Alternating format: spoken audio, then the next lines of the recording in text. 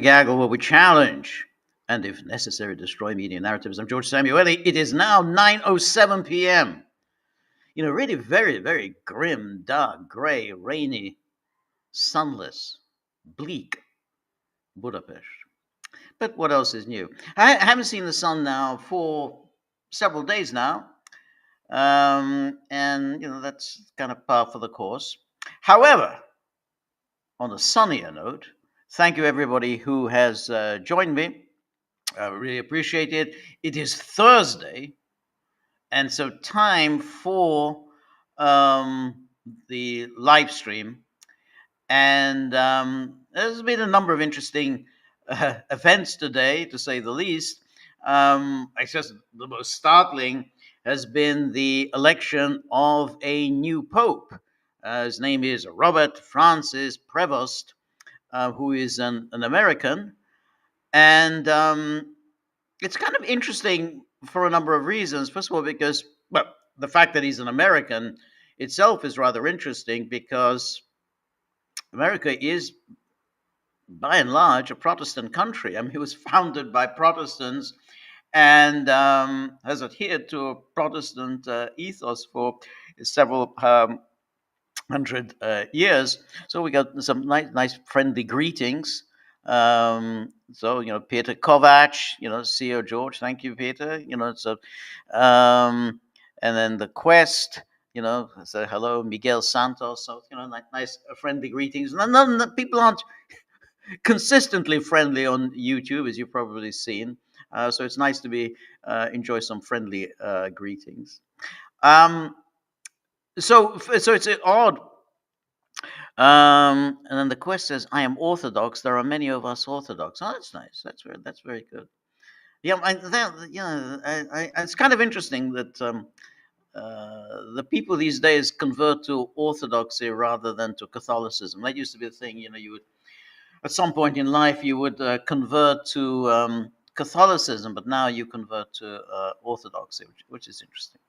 But anyway, so so he comes from a Protestant country, and really, most people were expecting an Italian to be elected pope, because there really hasn't been an Italian. The Italians used to dominate the pontificate for centuries. And really, until the election of Wojtyla from Poland, it was 1979. It was all dominated by the Quest says, "I'm friendly to all, but the British." Okay. So 1917, but since 1979, there hasn't been any Italians as popes. So we had Wojtyla from Poland, and then after Wojtyla came Ratzinger, who was from Germany, and then Ratzinger stepped aside for reasons that have never been explained, and then he was taken over by Bergoglio from Argentina, and so now we have Prevost from the United States. And since he's relatively young, he's 69, he could well be there for another 20 years. So that's he's going to be there for 20 years. It's going to be a long time now for another Italian in that position. Now, my own feeling, and we'll see what others think, that this is a rebuke to Donald Trump. I mean, you select an American, and an American, moreover, who has spoken out on the issue of immigration. He adheres to Francis's view on immigration, and has tweeted out against Vice President J.D. Vance. He echoed what Francis said about Vance's view, because Vance had said something like that, according to religious teaching, we should care more about our families than about the stranger. And then Francis said something like, No, we should not. There is no hierarchy of whom we care about. Words to that effect. And Prevost tweeted this out, obviously in approval, that yeah, there's no hierarchy as to whom we care about. So on immigration, it sounds like he uh, follows this the view of Francis, which is quite a radical view, and it's not the view generally of the church. It certainly hasn't been, which is that somehow border there should be no borders, and all places in the world should be open to migrants. Um, it certainly wasn't the view of the Hungarian. I mean, we talked about him a couple of weeks ago. He believes that mass migration is essentially a green light for human trafficking. So Erdo Peter, he didn't get it. I thought he might get it. I mean, if it decided to move in a conservative direction, but no, clearly it wasn't going to move in that direction. So he has this view on immigration, which is clearly at odds with the position of the Trump administration. On the other hand, from what one can gather, he tends to have quite conservative views on social questions, particularly on the questions of homosexuality. Do I have this? No,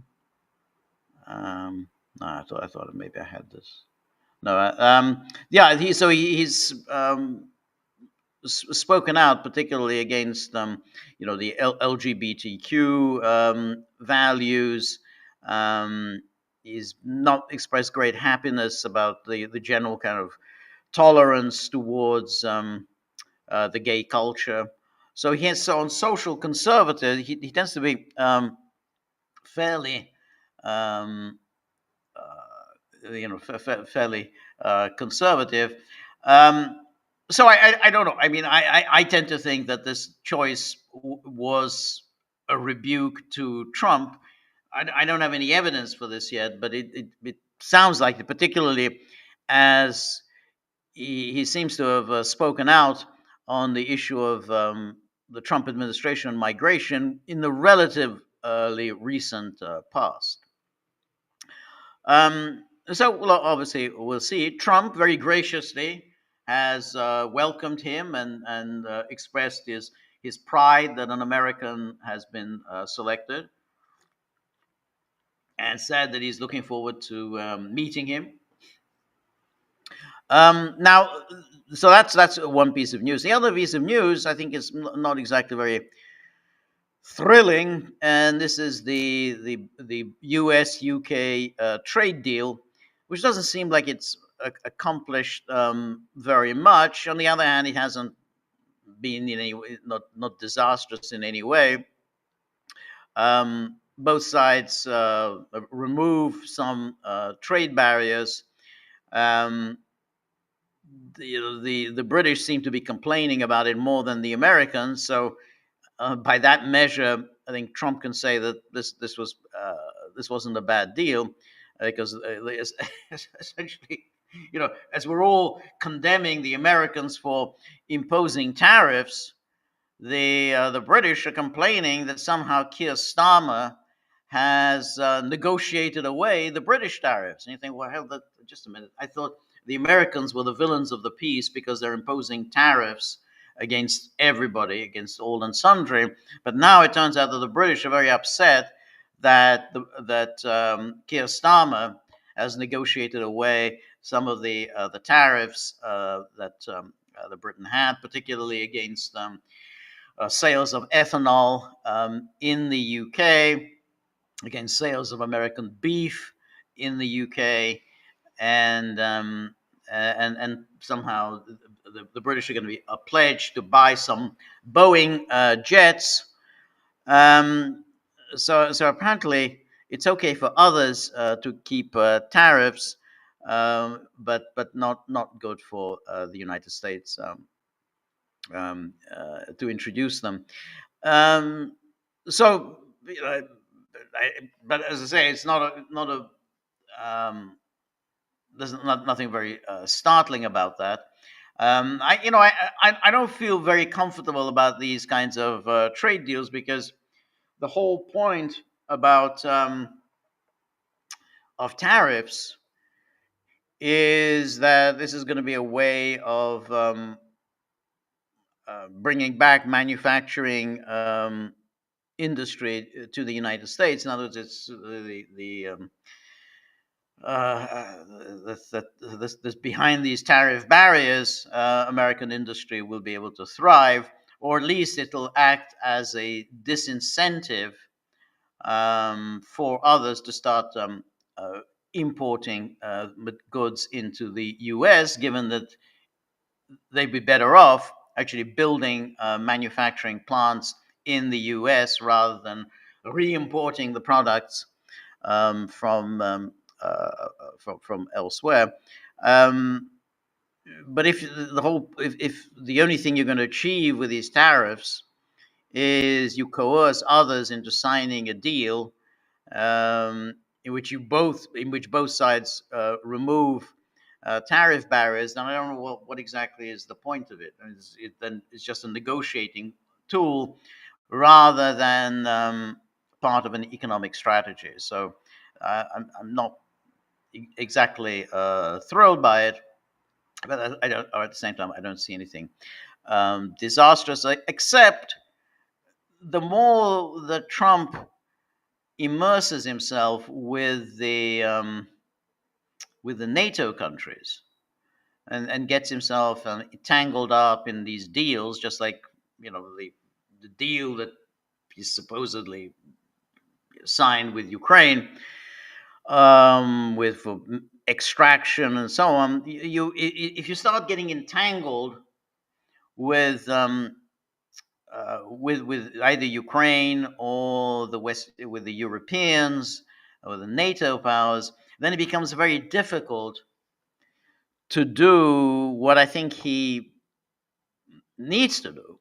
At some point, he will need to do in order to um, secure some kind of a deal on Ukraine. He's going to have to essentially um, tell the Europeans, to cut bait and run. I mean, he's basically saying that he's not going to do this any longer. That this project, this Ukraine project, the European um, an American, Biden administration American goal of keeping the war going, keeping Ukraine going, and keep just fighting against Russia in perpetuity as long as Ukraine is willing to do so. Then it becomes harder for Trump to make that decision if he starts making nice with Starmer or Macron or whoever. So that's why I'm not exactly enthusiastic about these kinds of deals with the British and these warm telephone conversations between Trump and Starmer, if it means that the British can say, "Hey, we've now roped in the Americans for this deal, and where our partnership is is strong," and then Trump, out of gratitude to Starmer for having signed this deal, goes along with Starmer's foreign policy objective, and this is the foreign policy objective of almost all of the the European NATO powers, which is we're going to keep this war going. We're going to just keep it going. Send more and more arms. Just keep it going. Keep this. So, and that's why I think that it's rather undercuts the what should be the Trumpian goal, which is somehow ending this war. Now, speaking of Ukraine, we had Vice President Vance in Munich yesterday, and he gave a rather interesting talk This is this Munich Security Conference, and he's been there now. This is his third appearance at the Munich Security Conference, and he's always interesting in what he says. Um, and I want to just play what he said apropos on Ukraine. Let's see if we can bring this up.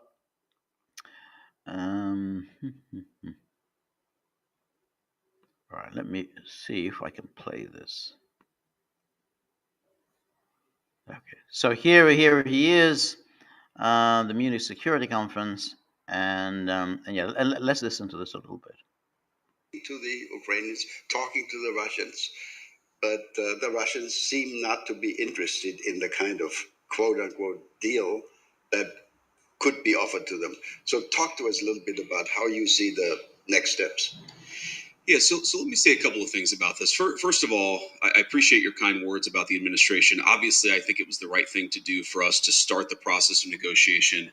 I think for too long, the Russians, the Ukrainians have been fighting. Obviously, there's been a lot of people dying on both sides. There's been a lot of innocent loss of life. And our view is it's absurd that you've had this war go on for so long, and the two sides aren't even talking constructively about what would be necessary for them to end the conflict. And I think that one of the things that President Trump has always been very good at, and he's gotten a lot of criticism, unfair criticism in my view, from both the American and some of the European press, is what I would call a strategic realism or a strategic insight. In other words, you don't have to agree with the Russian justification for the war, and certainly both the president and I have criticized the full-scale invasion, but you have to try to understand where the other side is coming from to end the conflict. And I think that's what President Trump has been very deliberate about, is actually forcing the Russians to say, here is what we would like in order to end the conflict. And again, you don't have to agree with it. You can think that the request is too significant. And certainly the first peace offer that the Russians put on the table, our reaction to it was, you're asking for too much. But this is how negotiations unfold. And I wouldn't say, I'm not yet that pessimistic on this. I wouldn't say that the Russians are uninterested in bringing this thing to a resolution. What I would say is right now, the Russians are asking for a certain set of requirements, a certain set of concessions in order to end the conflict. We think they're asking for too much, okay? And then obviously the Ukrainians matter a lot. They're the other side. They're the other party, at least to the direct conflict. And we have to ask, what is the Ukrainian? What do they need in order to bring this conflict to a successful completion? And we're going to continue to have that conversation. Now, what the president has said is that he will walk away if he thinks he's not making progress. And I think that, about once every 4 or 5 weeks, you will hear some American official or sometimes multiple American officials say, this is a week where we need to make another step. And in particular, the step that we would like to make right now is we would like both the Russians and the Ukrainians to actually agree on some basic guidelines for sitting down and talking to one another. Obviously, the United States is happy to participate in those conversations, but it's very important for the Russians and the Ukrainians to start talking to one another. We think that is the next big step that we would like to take. And why does that matter? The reason it matters is because, again, I mentioned the Russians, but also the Ukrainians have also been they've put a piece of paper in our hands that says this is what we would need in order to bring this conflict to a successful resolution from our perspective. And there's a big gulf, predictably, between where the Russians and the Ukrainians are. And we think the next step in the negotiation is to try to close that gulf. We think it's probably impossible for us to mediate this entirely without at least some direct negotiation between the two. And so that's what we focus on. But I'm not yet a pessimist on this. I mean, obviously, the Russians and the Ukrainians are not there yet because the fighting is still going on. The Ukrainians have said they would agree to a ceasefire, a 30-day ceasefire. We appreciate that. What the Russians have said, again, you don't have to disagree with it, but it's important to understand where the other side is coming from. What the Russians have said is a 30-day ceasefire is not in our strategic interest. So we've tried to move beyond the obsession with the 30-day ceasefire and more on what would the long-term settlement look like. And we've tried to consistently advance the ball. One final point I'd make about this, I think this probably wouldn't surprise anybody in the room, but there are a lot of people watching who are not in the room, is a frustration that we've had frankly, with both sides, is that they hate each other so much that if you have an hour conversation with either side, the first 30 minutes are just them complaining about some historical grievance from 4 years ago or 5 years ago or 10 years ago. Look, I understand it. I understand that people don't fight wars against each other without a lot of grievance and a lot of problem, but we're trying to, as much as we can, play a constructive role in advancing the peace conversation forward. And what I'll say, just to echo something that President Trump has said many times, but I think it bears repeating, is our strong view is that the continuation of this conflict is bad for us, it's bad for Europe, it's bad for Russia, and it's bad for Ukraine. We think that if cool heads prevail here, we can bring this thing to a durable peace that will be economically beneficial for both the Ukrainians and the Russians, and most importantly, will stop the end of the destruction of human lives. I think people underappreciate this about our president here in the United States is he has a genuine humanitarian impulse about this. He hates innocent people losing their lives. He hates even soldiers losing their lives in unnecessary conflicts. He just wants the killing to stop, and that will continue to be America's policy. But obviously, as all of you have seen, we'll navigate that policy and react as the parties bring their grievances to us. All right. There's a lot of very interesting points he's made there. Now, I know that the the assumption here is that, of course, this is now Trump's war. Trump is escalating, and so on. But it's clear from those remarks that the United States has moved very, very far from where it was in January of this year, before Trump came to power. Here we have Vance articulating that the U.S. goal is to bring this thing to an end. The goal isn't, restore Ukraine to its 1991 borders, Crimea to be returned to Ukraine, the Donetsk, Lugansk, Kherson, Zaporozhye all returned to Ukraine, Russian forces leaving Ukraine. That is not the objective. It's clear that's not what the United States is seeking. He basically, he's just trying to see how can we get both sides to agree. Now he says there that the Russians are asking too much, but he quickly qualifies that and says, well, yeah, okay, but that's a negotiating ploy. I mean, that's what all negotiate is. You don't basically, you put in your maximum demands at the front. You don't put in your minimum demands at the front. Now, the thing also that has to be kept in mind is Vance is a very important and influential figure within the administration. This isn't just some vice president who's sent out to attend funerals. He's extremely articulate, and he's spelling out the position of the administration. Now, he's saying the Russians are asking for too much. Now, insofar as we can figure out what does he mean by the Russians are asking for too much, I think it's the removal of all Ukrainian presence from the four oblasts. As we've discussed before, I mean, from Lugansk, it seems like 98, 99% or whatever of Lugansk is now under Russian control. But of the others, Donetsk, Kherson, and Zaporozhye, only about 70% are under Russian controls. And the Russians want that 30% of those oblasts freed from Ukrainian presence. Understandable. However, the Americans are not willing to do that, and it's understandable why the Americans would not be willing to do that, because they say, well, why should we? It should have been up to Russia to free those that territory. It's had 3 years to do it. It hasn't done so, then you can't really expect Trump and Vance to get on the phone to Zelensky and say, well, you need to withdraw.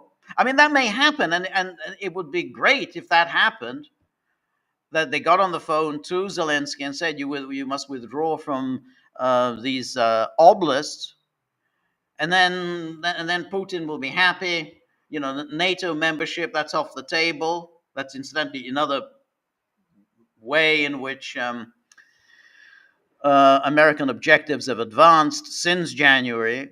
That whole issue of NATO membership for Ukraine down the road at some point, that's a non-starter. So that's a way of advance. Now, the problem now, he says Russia is asking for too much, and as I say, it's perfectly reasonable for him to say that, because he's saying, look, we just want this thing to come to an end. Isn't it in everybody's interest to come to an end? And if the Russians say to him, yeah, but we haven't achieved these objectives as yet, then the American response would be, well, that means you intend to keep this war going. How long do you intend to keep this war going? What's the time frame as to when you can achieve these objectives? By the end of this year, by the end of 2025, 2026, 2027? At what point do you achieve these objectives? Now, clearly, he's saying here that the United States basically says both sides should be able to work something out. You have to compromise. You have to give something up. Now, it's understandable that neither side wants to do it. But if neither side wants to do it, that means the war continues.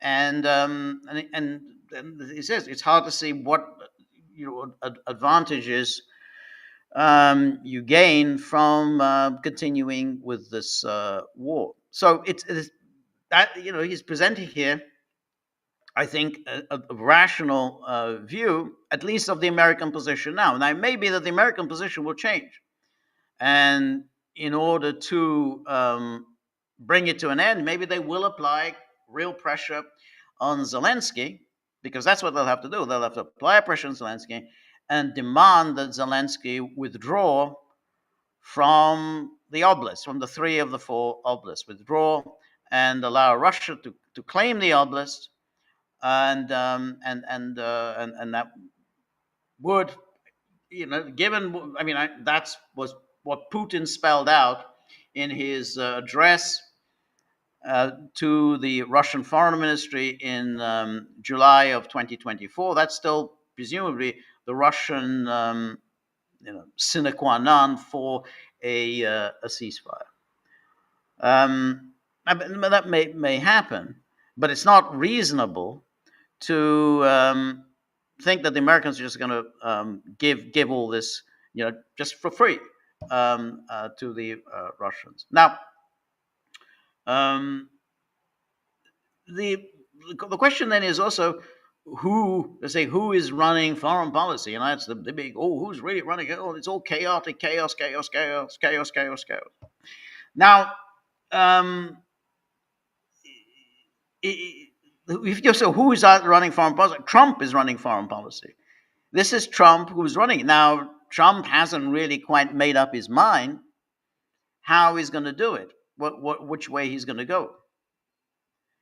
What Trump does is he removes people who are not on his wavelength. He's always done this.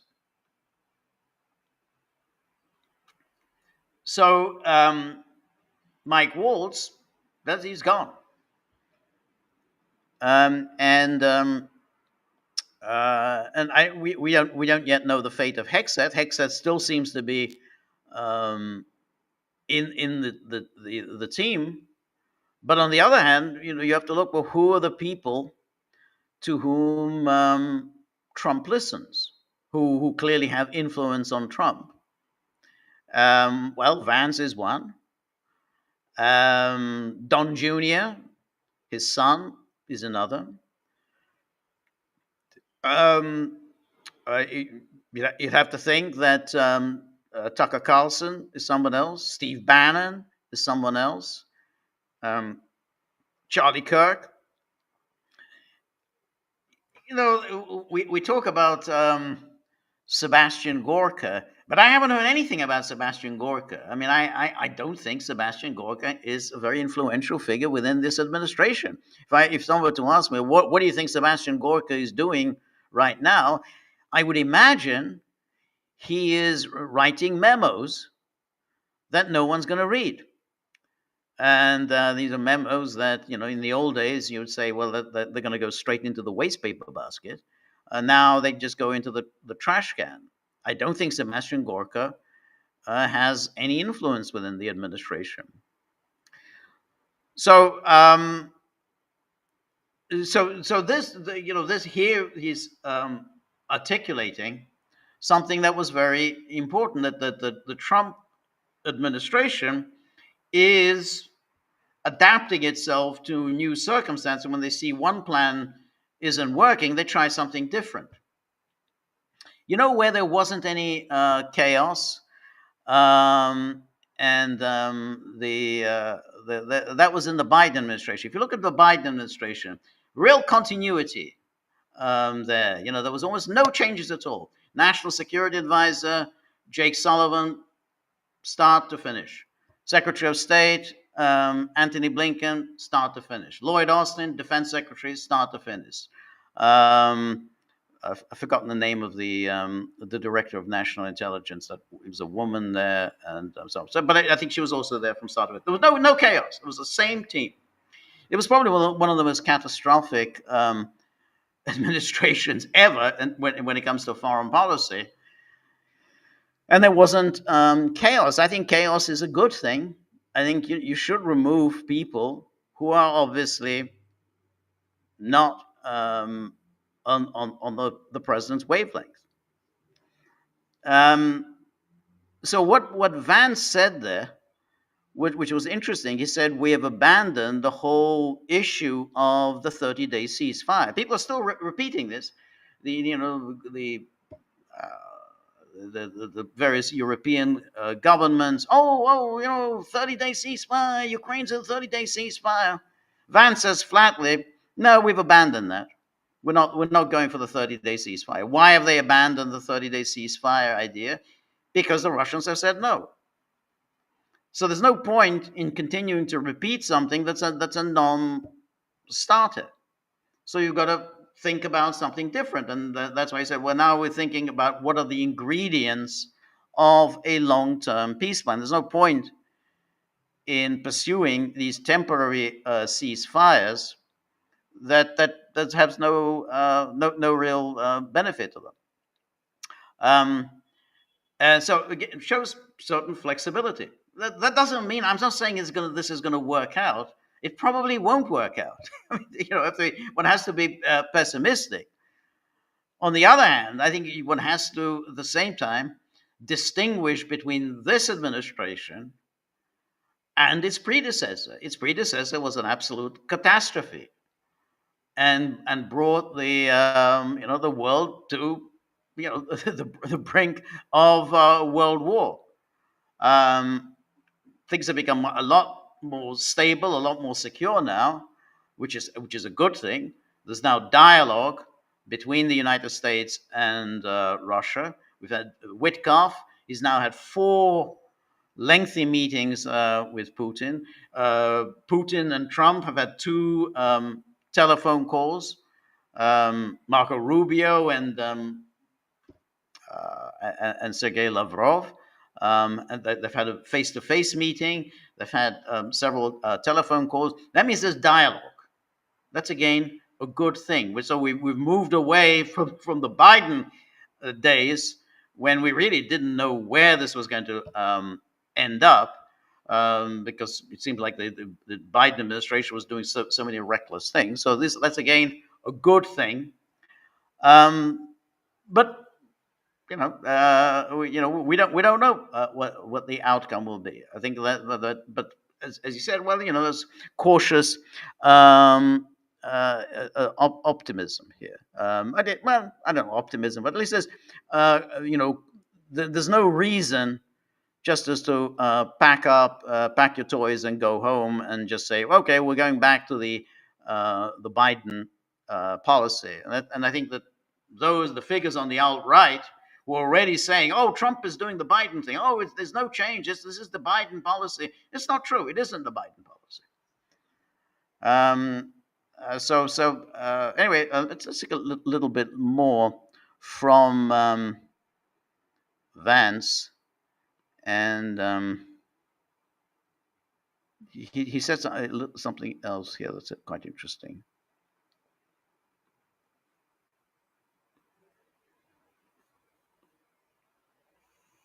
Great, thank you very much. If I can just offer 2 footnotes to that.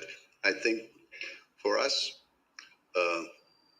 Europeans living as neighbors of Ukraine, and if you wish, also as neighbors of Russia, we have begun to understand that what we're looking at here is not just the defensive war by Ukraine against the Russian aggression.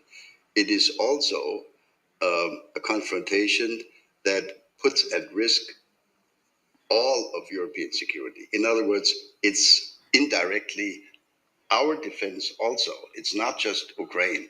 And this is why we're so desperately interested in seeing that this comes to an end, hopefully. And I think the real trick for negotiations and for a conclusion of this is going to be that it's going to be lasting and not broken in the next 3, 6, or 9 months again. Let me, Mr. Vice President, since we have so little time, there are so many issues. If you allow, let me turn to another issue, China. All right. What I want to do now is to look at Keith Kellogg, because Kellogg was on Fox News the other day, and that, I have to say, was definitely not at all hopeful. So let's look at Kellogg. Yes, Andrew, thanks for having me. Good to be with you both. Look, I think we have an opportunity to really close this down. The opportunity meaning Donald J. Trump, because he's the only one that can close this deal. He has said repeatedly, stop the killing. And that's what we really need to do. And right now, we've got the Ukrainians in a good place. What I mean by a good place, from our perspective, they've agreed that they want to have a comprehensive, and I define comprehensive as sea, air, land infrastructure, a comprehensive ceasefire for a minimum of 30 days, which can be extended. They're willing to do that today. And when I came out of London 2 weeks ago, we sat with what's called the Coalition of the Willing, primarily led by the French, the British, and the Germans, that they want to have this comprehensive ceasefire with a lot of conditions assigned to it. And the Ukrainians agree to it. Now, they don't like them all. But we kind of driven ourselves to a position where I believe, honestly, that this is where we can go. So I think we're close.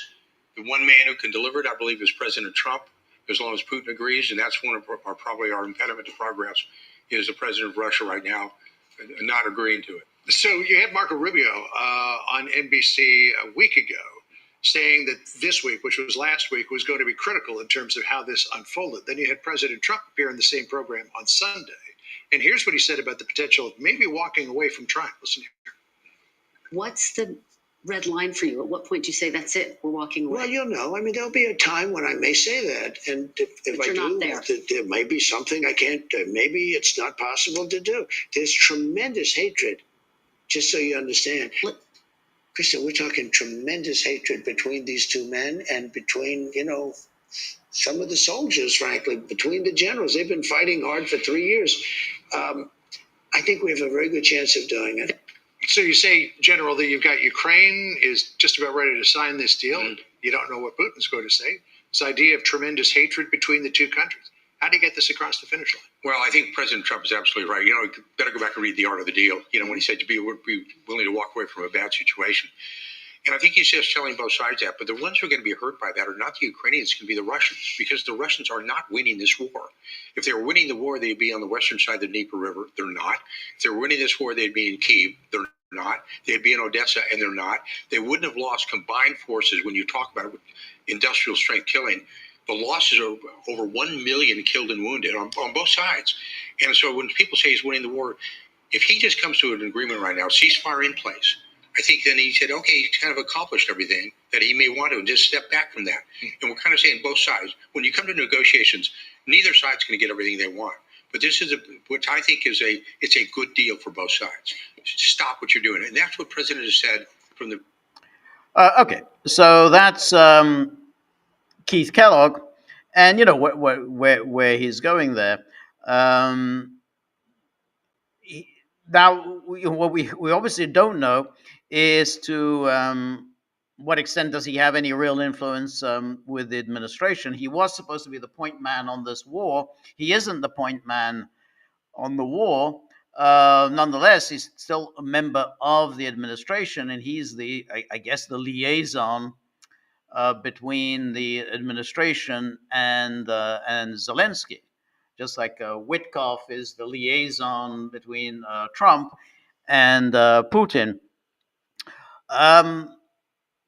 No, but notice he emphasizes here the issue of the ceasefire. You know, so he says it at the very time when just a moment ago we were listening to Vance saying, no, we're not going with this 30-day ceasefire, and he's saying, oh no, the 30-day ceasefire, that's what we're going. We want this 30-day ceasefire, and then he kind of came up with this idea of each side withdraw sort of 15 kilometers, so the Russians withdraw 15 kilometers to the east from where they are. Ukrainians withdraw 15 kilometers to the west, and there's going to be this 30-kilometer buffer zone. And then, of course, he's still endorsing the view from the Europeans that somehow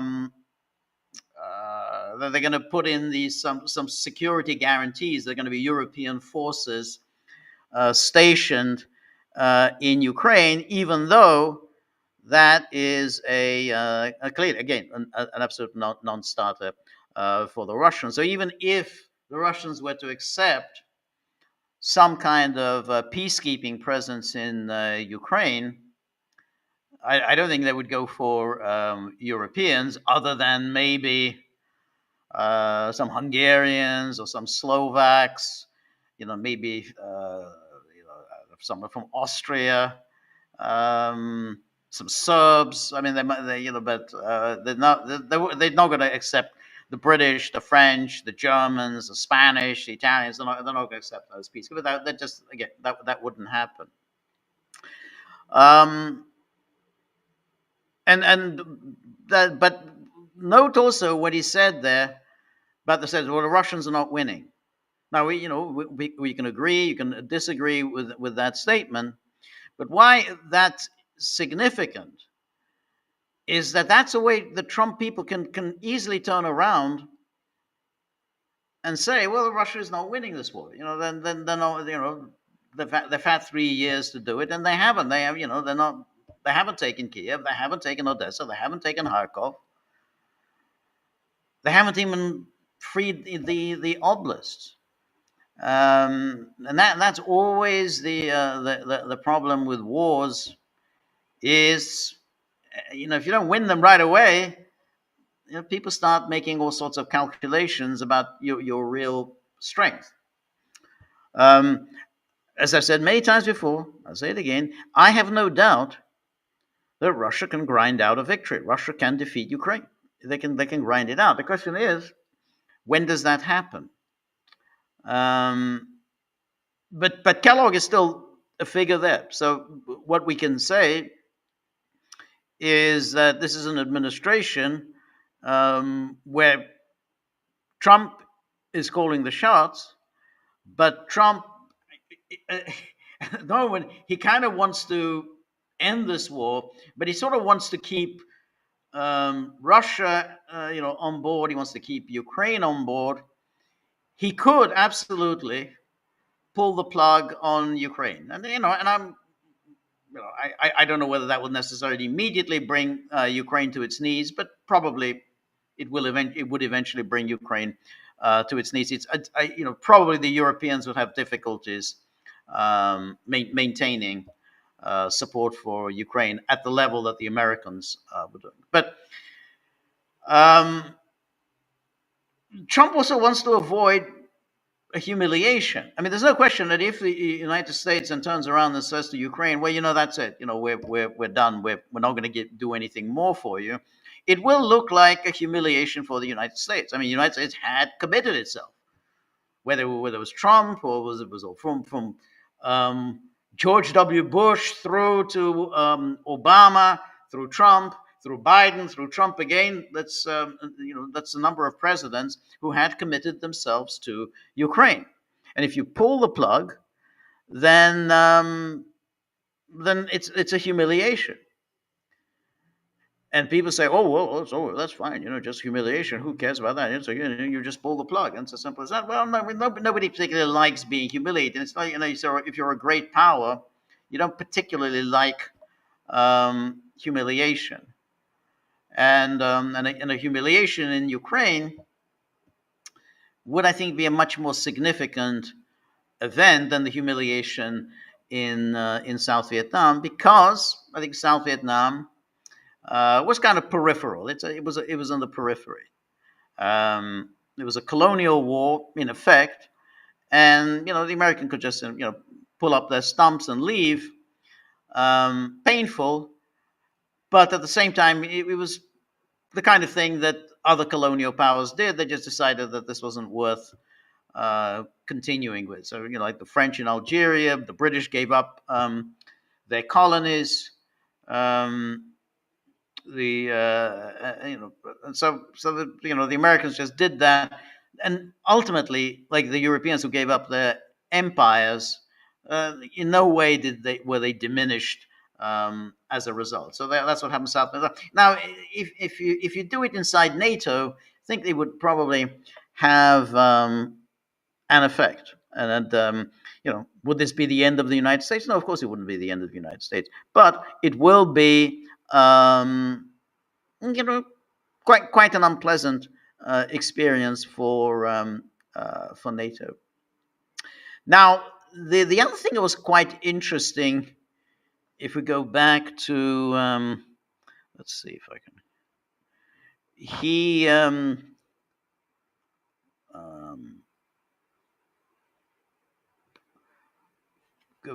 Let's J.D. Vance then talked a little bit about Iran, which again is worth taking a look. Let me just find that.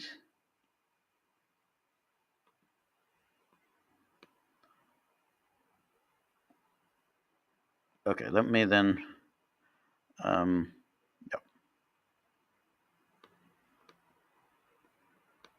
So what he said about Iran during this presentation in Munich.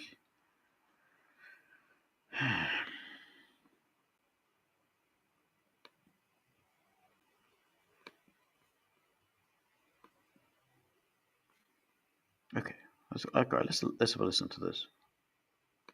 For zero enrichment by Iran? Some people have suggested that.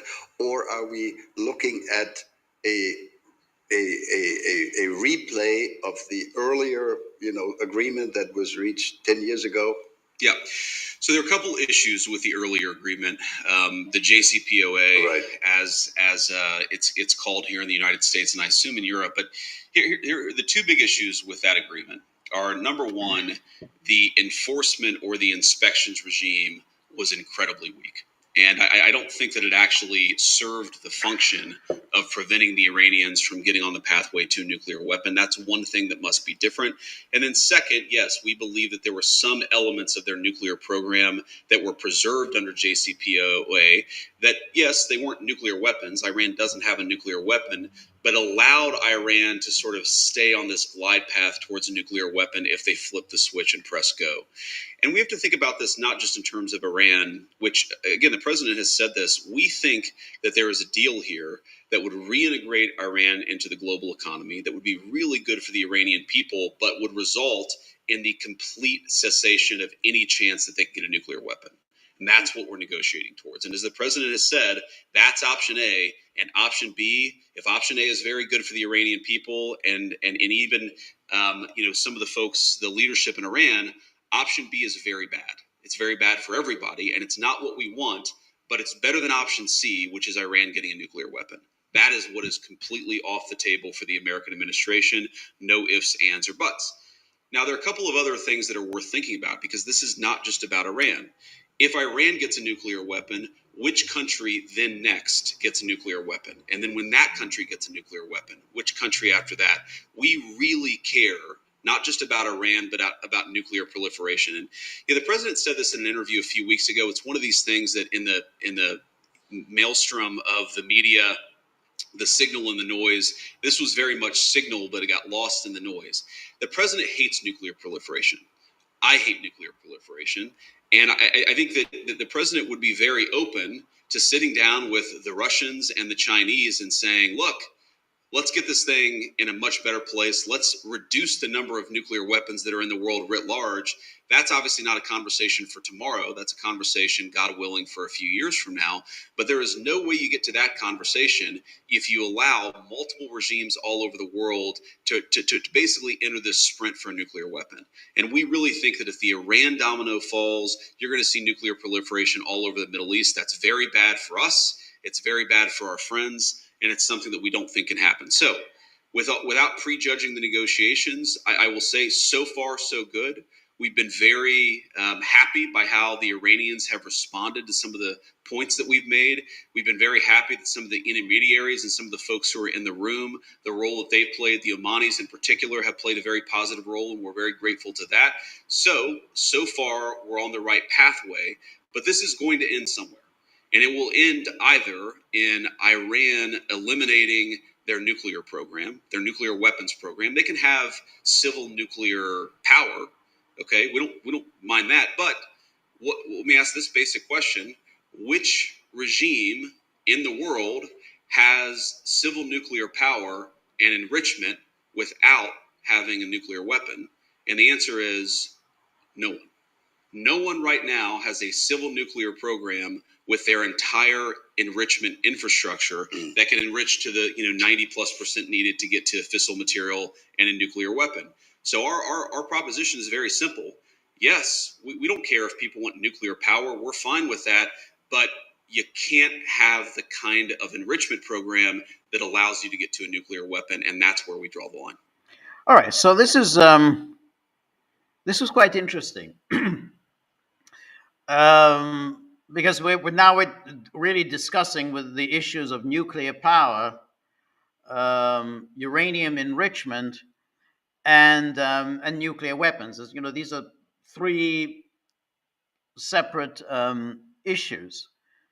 So what Vance was saying here is that if you have your own domestic enrichment, nuclear enrichment program, then essentially you could well be on your way to producing nuclear weapons. He's saying that any country in the world, I mean, many countries have nuclear power and don't have nuclear weapons, but they don't have an enrichment program. In other words, they get their enrichment uranium from abroad. It's they import their enriched uranium, and so that's the case with Japan, with Germany, Argentina, Brazil. There's a number of countries like that have nuclear power, but they don't have enrichment. So they get their enriched uranium from abroad. And they're the only countries that have nuclear power and enrichment are countries that have nuclear weapons. So that's why he said, well, is there any country that has enrichment and doesn't have nuclear weapons? He said, well, there isn't any. So therefore, he's saying that if you have enrichment, then you are on the road to nuclear weapons. All right, that's an interesting argument, but it's not an argument that Iran will accept. for an obvious reason, because if Iran were to give up its enrichment program, then essentially, the moment it becomes dependent on importing enriched uranium, the United States and its allies and Israel would immediately push for sanctions against Iran to ensure that Iran didn't get any enriched uranium. Immediately, I mean, it would be just boom. It would be 2 days later, you give up your enrichment, and right away the Americans will say no, but you can't even import any of your enriched uranium. Just like Trump, who says, well, you don't really need nuclear power because you've got oil. He says it at the very same time that he's imposing sanctions on Iranian oil, and in fact imposing secondary sanctions on purchases of Iranian oil. So the question then, well, what happens with this enriched uranium? Iran perfectly reasonably demands the right to enrich, because Iran cannot possibly trust that it will have access to enriched uranium in the future. So it has to have a domestic enrichment.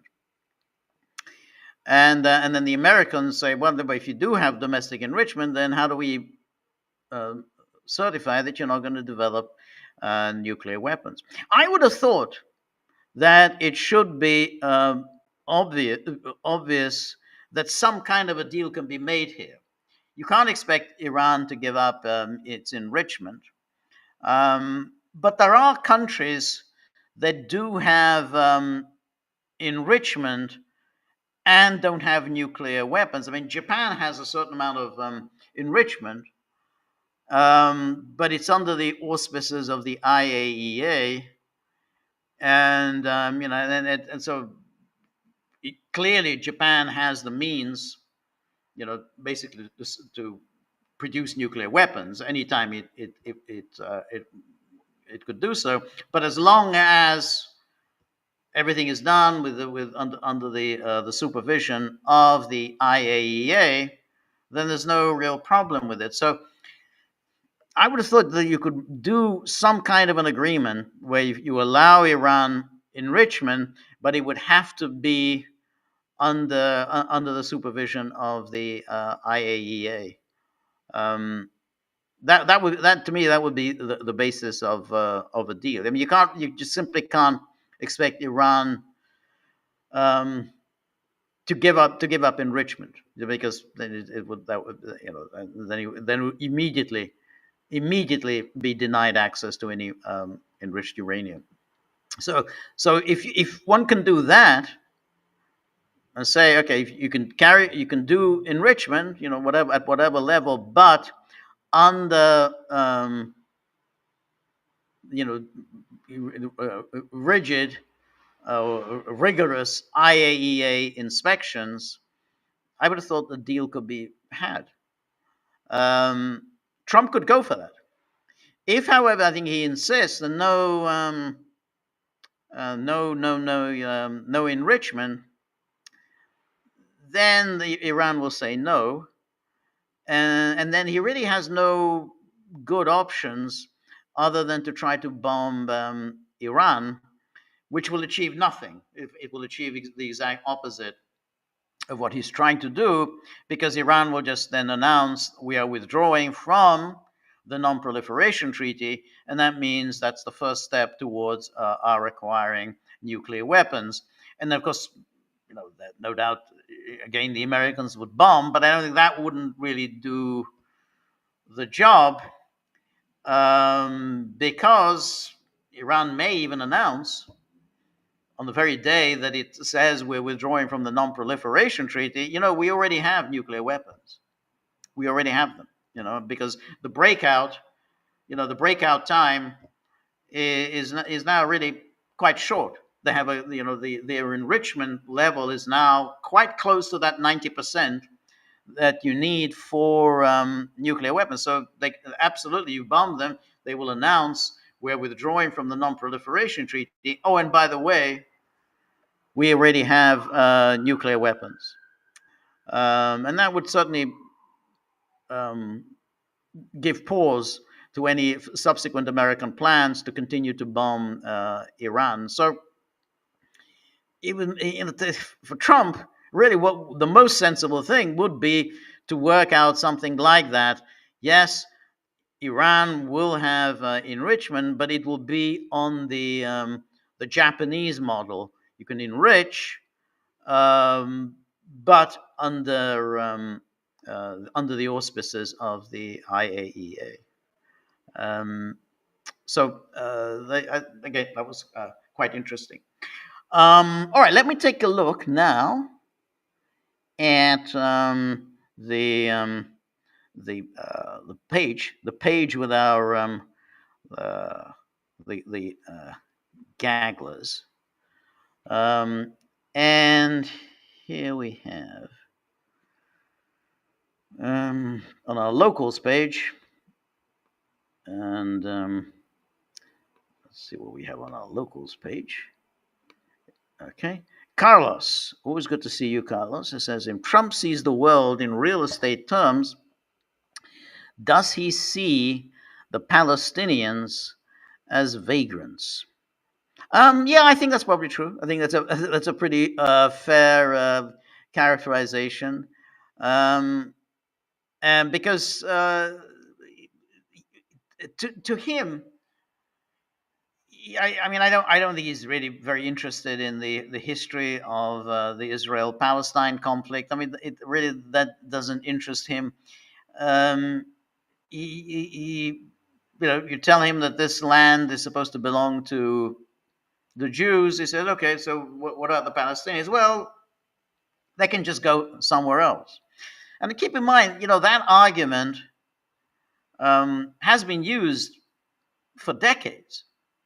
Which is, well, here, Israel is this tiny little country, this little country set aside for the Jews. And the Jews don't have any other country. They all have this little sliver of land. Whereas, there are millions of miles of lands that belong to the Arabs. So why can't the Palestinians just go and make their home in these vast acres of lands owned by the Arabs? That's an argument that's been deployed many times over the years, and probably Trump is quite sympathetic to it. I mean, you just say, well, yeah, well, why can't you just give this land to the Jews? And then the Palestinians can go live somewhere else. Now, of course, it's a ridiculous argument, and it always has been a ridiculous argument. But I would imagine Trump is quite sympathetic to it. And you remember, I mean, there are plenty of people have presented arguments along the lines that, well, what's so special about Palestine? There have been many partitions in the recent past. There have been many mass expulsions of peoples in the past, and that was necessary to create stability. I mean, remember, there were all the there was obviously the mutual exchanges of populations between the Turks and the Greeks in the 1920s. Greeks living in Turkish lands went to Greece. Turks living in Greek lands went to Turkey. There was obviously the partition of the Indian subcontinent. Very brutal, painful, and then which and that incidentally continued because you created these two Muslim lands, West Pakistan and East Pakistan, and that also had to be eventually resolved by another essential, at least, the separation between West Pakistan and East Pakistan, the creation of Bangladesh. And then, of course, there were all the shifts in populations and the expulsions of Poles living in Ukraine, Germans living in Czechoslovakia, Hungarians. Not all of the Hungarians were expelled from Czechoslovakia. And so there have been writers have said, well, okay, it wasn't very nice, but it laid the groundwork for stability. And Benny Morris, who one of the leading revisionist historians of at least on the founding of Israel, subsequently said, well, Israel should have just kicked out all of the Palestinians. This is, of course, horrific and brutal and so on, but Trump would obviously be quite receptive to this argument. The problem here for Trump is that what would be required to effect an expulsion of 2 million people would be violence on a horrific scale, and it's, I don't think it would be anything that the United States could in any way associate itself with, because that will be on Trump if really that started happening, of mass expulsion of Palestinians from Gaza and the West Bank, and that would be on Trump. So, in the abstract, he probably does think, yeah, they're vagrants. I mean, why shouldn't they just go, free, give this land up, give it to the Jews. The Jews will cultivate it. They're going to make a lot of money with all kinds of beach resorts and nice condos and so on. And then the Palestinians can go make their home somewhere in all those millions of miles of desert that the Arabs own. I mean, that I'm sure Trump thinks along those lines, but he also knows that he can't really associate himself with that because it will be on him, which is why he's kind of dropped the whole Gaza-Lago plan that he talked about when Netanyahu first came to the White House. So anyway, Robert, ciao George from a rainy New Jersey. Okay, so you're in as bleak a situation as I'm in. Apropos of Catholicism, I like the 1980s masterpiece theater ITV adaptation of Brideshead Revisited. However, by 2008, when the film version was released, the writers seemed to have gone woke to the point that they were openly hostile to Catholicism while making sexual repression the centerpiece of the story. So, I don't know, you said the 1980s. I'm thinking of the one that I saw, which was actually in the 1970s with Jeremy Irons and like I can't remember the guy who starred as Sebastian Flight, but Jeremy Irons was the leading figure. So that was in the 70s. But I don't whether maybe you're thinking about that. Well, I mean, I'm sure there's been remakes, but that's the one I'm thinking of. So it wasn't in the 80s; it was in the 70s, and I saw that.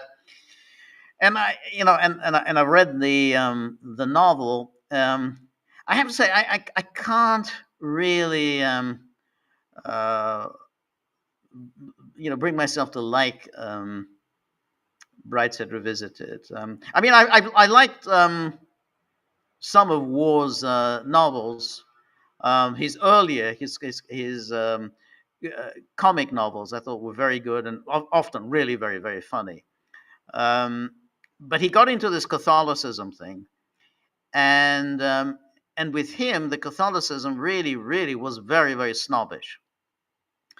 And he kind of, somehow this Anglo-Catholicism to him was a kind of way of arriving into a very exclusive society in England, because the Catholics had a hard time of it in England. I mean, there was you had the established church, and so the Catholics were or saw themselves in any way as a kind of persecuted minority, persecuted for their faith.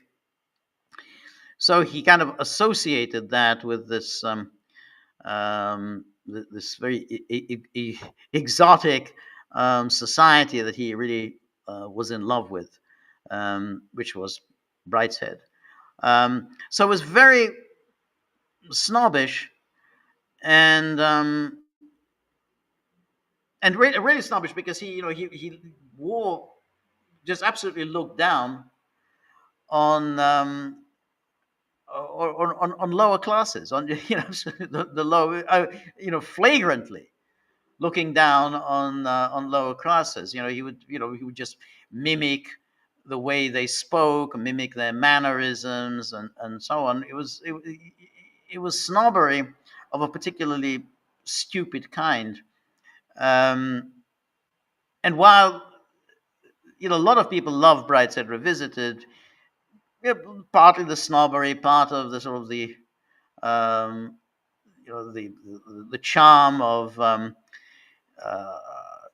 England and Anglo-Catholicism, and of course Oxford. It goes into vivid descriptions of life in Oxford, and anyone who's ever spent time in Oxford, of course, naturally falls in love with that and makes them think about Oxford and makes them nostalgic for their happier days in Oxford.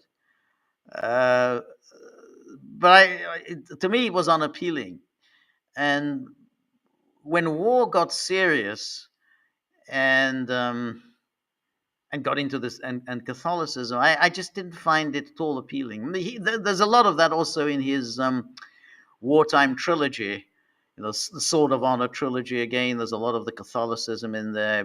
Guy Crouchback, um, and then even the seriousness. So that wasn't particularly Catholic, but A Handful of Dust, also a very serious novel.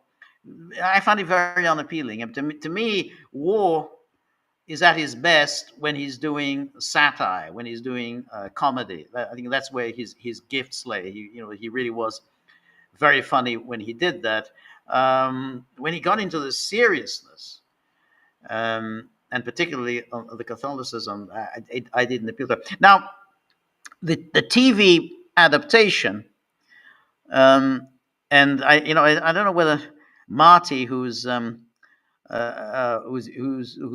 indefatigable researcher, he can maybe dig up. I don't know whether he can, but he can dig up a review by Kingsley Amis of that TV, that show, that masterpiece here, that television series of the 1970s. I mean, Kingsley Amis, who did admire War as a writer, but he really hated Brideshead Revisited. And I think I can't remember where Kingsley Amis reviewed this, but he really went to town with that, and so much so that even the for instance, in the book,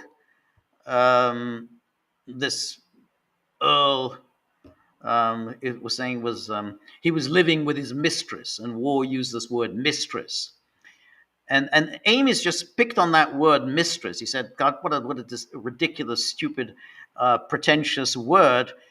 Just say girlfriend. He was living with his girlfriend, but no, he was living with his mistress. It was somehow." It sounds so much better to say he was living with his mistress. I don't know whether this review by Kingsley Amis is available anywhere online, but if it is, I'm sure Marty will be able to find it. But that TV show, it was very well done. It was the kind of thing that the British used to be able to do really well. These kinds of television adaptations of novels, and as I remember, it was well done. The only problem was just in terms of dramatic quality, was that Jeremy Irons was a lot more good looking than the actor who played Sebastian Flight, who again, this is part of War's pretentiousness. He was one of he tried to make Sebastian Flight a I kind of, like the idiot. He was a version of Dostoevsky's Idiot. He's somehow too good for this world, and he becomes a gardener somewhere. He's just too saintly for this world. Kind of a Jesus-like figure. So, but he presents it, but he's supposed to be very, very handsome. So much so that all the young men are falling in love with him. I think that's part of it. Also, he's sort of, I think he's supposed to be a latent homosexual and so on. But the whole point of it is that he's a Jesus-like figure, too good for this world. But he's supposed to be very good looking, whereas in this TV adaptation, Jeremy Irons, he was still very young then, was clearly much better looking, and he's not supposed to be. Irons is the guy, Charles Ryder, that his name was Charles Ryder. He's trying to worm his way into the aristocracy. So he's just an ordinary person. He's not supposed to be better looking than Sebastian Flight. But I'm sure. I mean, I didn't see the later adaptation, but yeah, I'm quite sure it's much worse than the 1970s show. Richard Phillips, welcome. Marks 2023 says, George, watched you on Rachel's program. Oh, that's Rachel Blevins. You were doing so well regarding Romania and Germany. I was giving you A star plus. Oh, thank you. Until you let the side down with your Trump take. That being said, your grade achieved B overall. Well, thank you very much. I don't remember saying too much about Trump other than what I normally said. I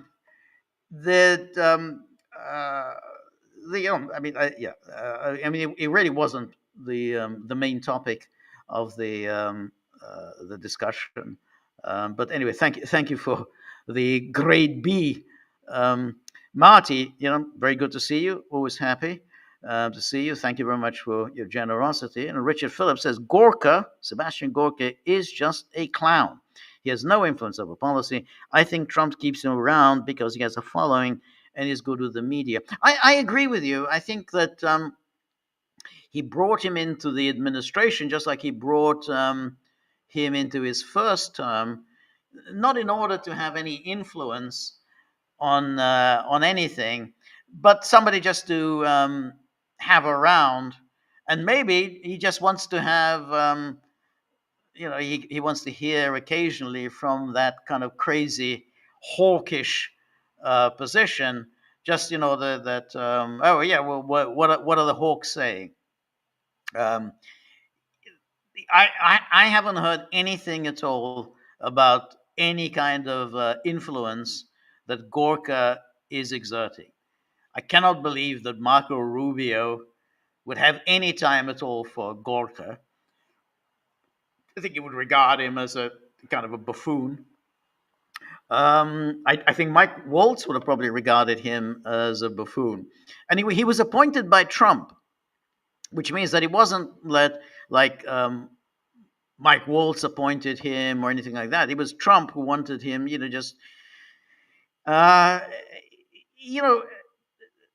Trump kind of thinks ahead. He's thinking probably there's going to be an impeachment within the next 18 months to 2 years.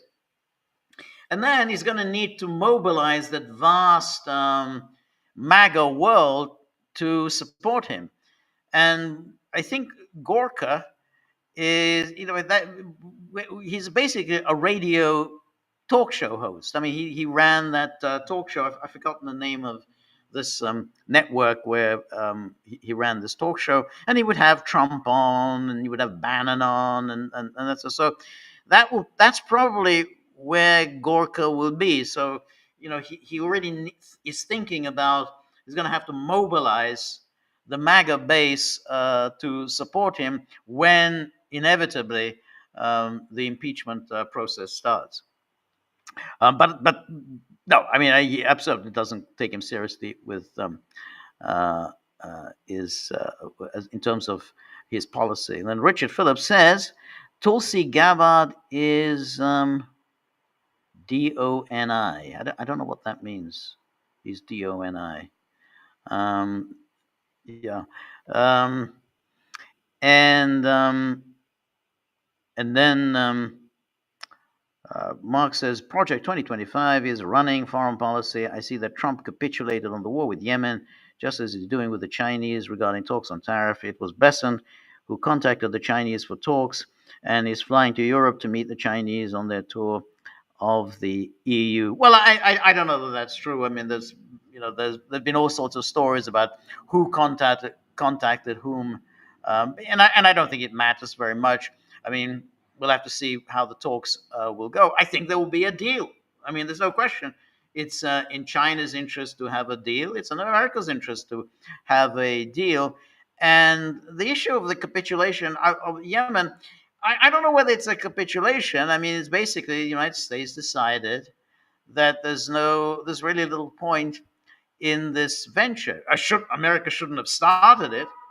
There was absolutely no reason to think that this bombing of Yemen by Trump would have any more successful outcome than the bombing of Yemen by Biden. I mean, it's the same thing. You're not going to get anywhere just simply by bombing them. You don't get anywhere generally by bombing people. I mean, it's just quite pointless. You might get somewhere if you launch an invasion, but Trump wasn't going to do that, so it was always pointless. Now, he gave up after 6 weeks, which is pretty good. I mean, Ronald Reagan went into Lebanon in around August 1982. He hung around there for about a year. Lost a lot of Marines and achieved nothing very much in Lebanon. So at least Trump ended it after 6 weeks.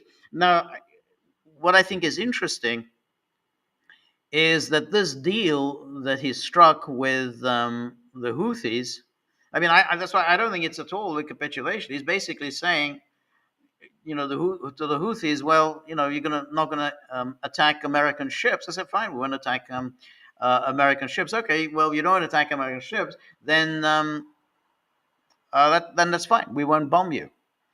But this deal that he came up with the Houthis doesn't apply to Israel. So Israel is still open. It's open season as far as the Houthis are concerned. They can still go on hitting Israeli ships or ships that are connected with Israel, flying Israeli flags. Any ships going to and from Israeli ports are fair game for the Houthis. Trump has essentially let Israel, fend for itself. Now, that's quite a quite a thing for the United States to do. And we're always saying, oh, of course, Israel runs America, and Trump does everything Israel tells it to do. But clearly, he's not doing it. He's basically letting Israel fend for itself. Having said, okay, we're going to, in the name of securing the freedom of navigation, in the name of that, we're going to start bombing the Houthis. In other words, we're going to fight Israel's wars. He's now abandoned and said, no, we're not going to do that anymore. And Israel will have to deal with the Houthis by itself. I think that's quite an interesting development. And that goes to the question of Iran, where I don't think Trump wants to get into bombing Iran. And I think he is realizing that this makes no sense for the United States to get itself into a nasty and dangerous war with Iran when a deal could be made. Any deal that the United States makes with Iran will incur the wrath of Israel. Israel will be enraged by any deal with Iran. And as we were saying earlier, just following up on what J.D. Vance said, if you can get a deal, something like they can enrich uranium under the auspices of the IAEA.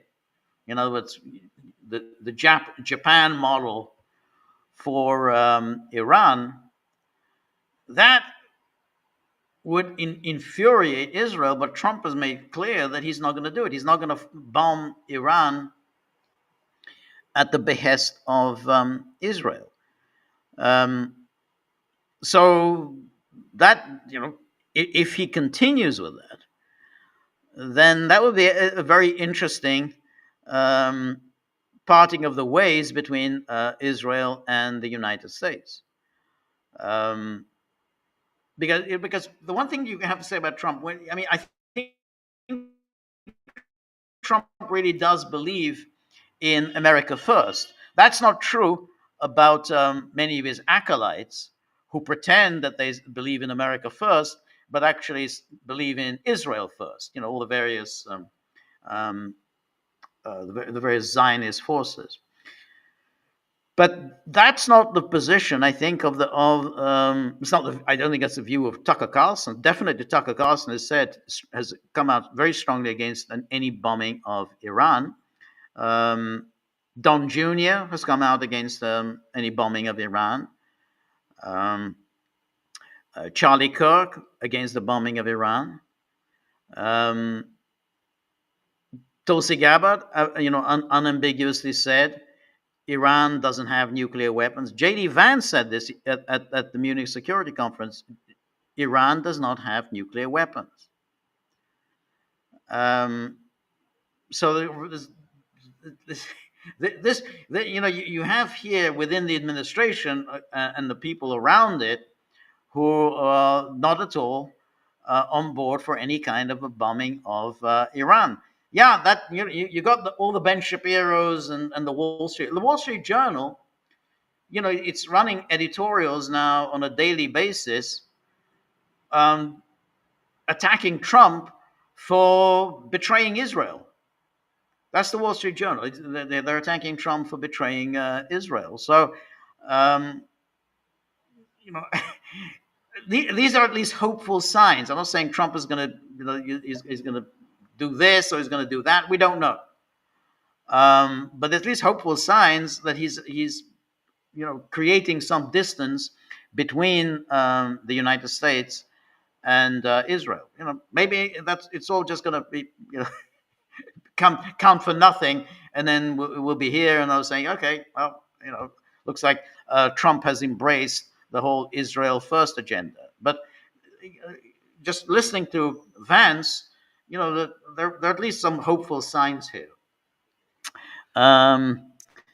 Richard Phillips says Keith, that's Keith Kellogg, is a neocon blowhard. Yeah, I think so.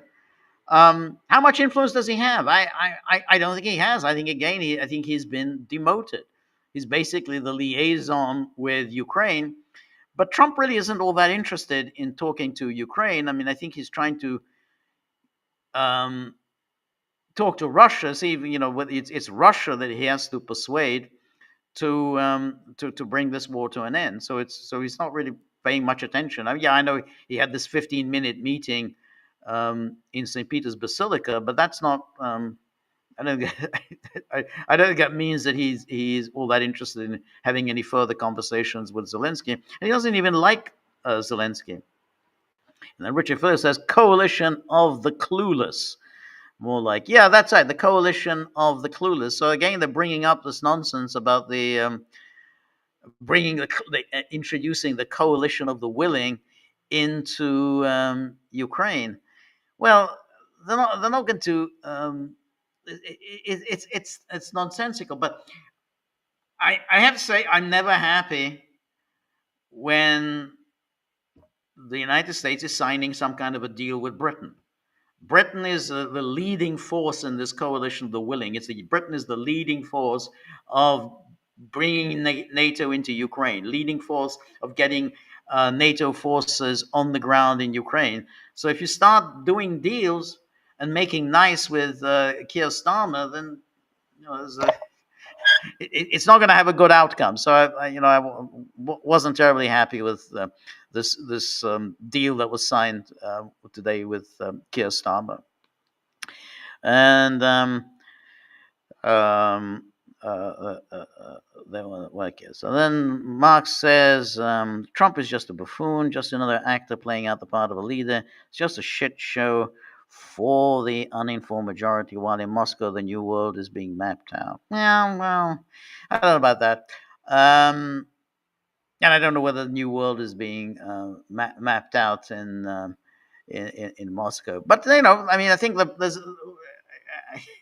I mean, we can't really get into that now, but I think that the BRICS and others, I think that's all been wildly overstated, um, and it's gonna take. I mean, a new world or whatever is that's all. I mean, yeah, look, the world always changes. I mean, there's no question. The world always changing, and we'll see. Great powers decline and fall and rise again or whatever. I don't think there's going to be big changes. I don't think in my lifetime. Who knows? Maybe in other people's lifetimes, but in my lifetime, I don't think it's going to be big changes. I think that's um, it's a nice try to think that BRICS is going to challenge the United States and the U.S.-led global hegemony. It's I think for the foreseeable future, I think it's just a pipe dream. And Richard Phillips says mainly because the Europe will keep supporting Ukraine and the US will sell weapons while pretending to be pious. But I think that's a problem. Europe is a real problem here. I mean, the Europeans are determined to keep this war going. They're absolutely determined to sabotage any possibility of a settlement in Ukraine. They will not accept it, and I think that's very dangerous because it's really preventing any kind of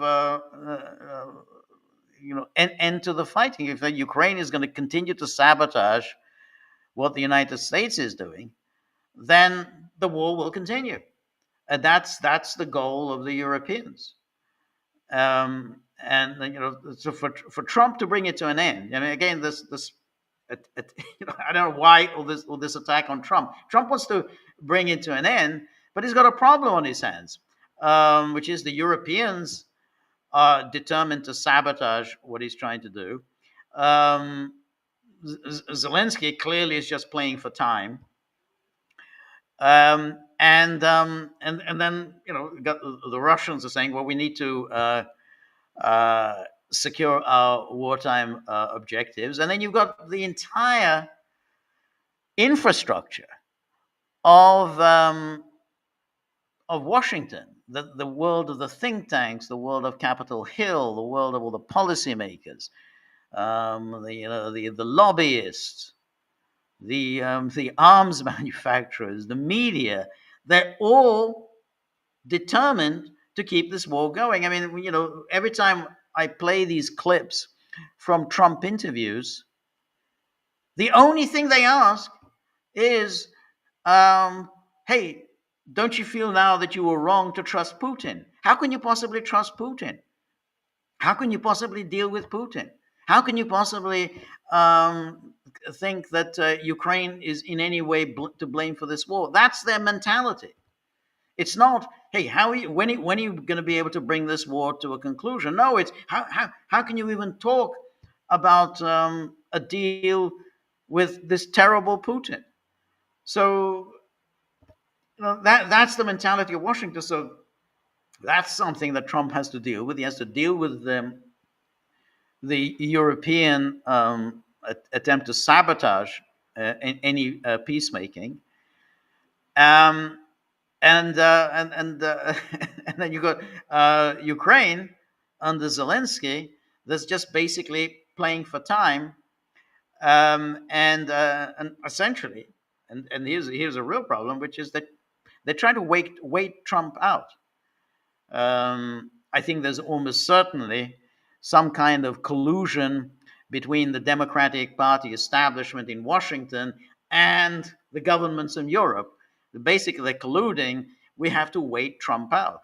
And then once Trump is gone, then things will get back to normal. And so, you know, all of these factors weigh against a ready settlement. What I don't understand is why the blame Trump. Trump is the one person who at least is making an effort to bring this to an end. I mean, he hasn't succeeded because there are so many overwhelming forces against it. But it's sort of a just very strange mentality of you're attacking the one person who I think is at least making an effort.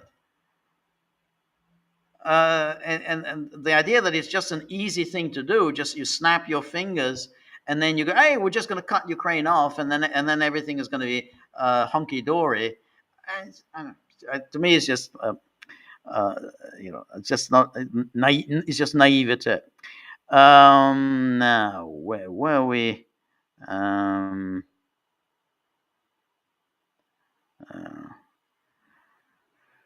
Richard says, why would they pull the plug when Europe wants to spend billions on their weapon system? What do you think the USA is pressurizing Europe to spend more on the military because the money will be spent in the USA? Well, I think that is true. I mean, that is an argument, basically moving in the direction against it. Now, Trump, however, is not that he's not really a military industrial complex type. I mean, I think what Vance said there is, I think, what Trump thinks. This war is not a great idea. For other people, I mean, what you're saying, Richard, is right. For other people think, hey, this war is good business. There's money to be had here. That's not Trump's view. Trump has never said that. If that's what Trump believed, then Trump would have said it. Trump could easily say, yeah, we have to keep this war going because Ukraine is on the side of virtue and goodness and justice. It's a plucky little country fighting off an aggressor, and therefore we have to keep this war going. He could easily say that. And then he would be celebrated in Washington, he'd be celebrated in New York, and he would be celebrated by the military-industrial complex. And then, all that money is going to be pouring into the arms manufacturers, and then everything will be fantastic. But Trump hasn't done that. On the contrary, Trump has, since 2022, talked about ending this war. And he said, I hate this war. People, thousands of people are getting killed every day. Vance said this. You have to believe that that's what Trump thinks. That's a separate issue from whether he can accomplish this goal. I think it's going to be a real challenge to accomplish this goal. But, if really all Trump wanted was, let's just pour money into the arms manufacturers, he could do it. The easiest thing in the world would be for him to say, yeah, right, do it. Let's keep this war going. Yeah. Ukraine within the 1991 borders. That's it. Those are my aims. And now let the money pour into the coffers of the arms manufacturers. But he hasn't done it. And then Mark says, America has 20 years, no lectures from the Americans on winning war. Vietnam was a devastating defeat for America, which led to bankruptcy, hence the stealing of other countries' gold for fake dollars. Well, I don't think so. I think that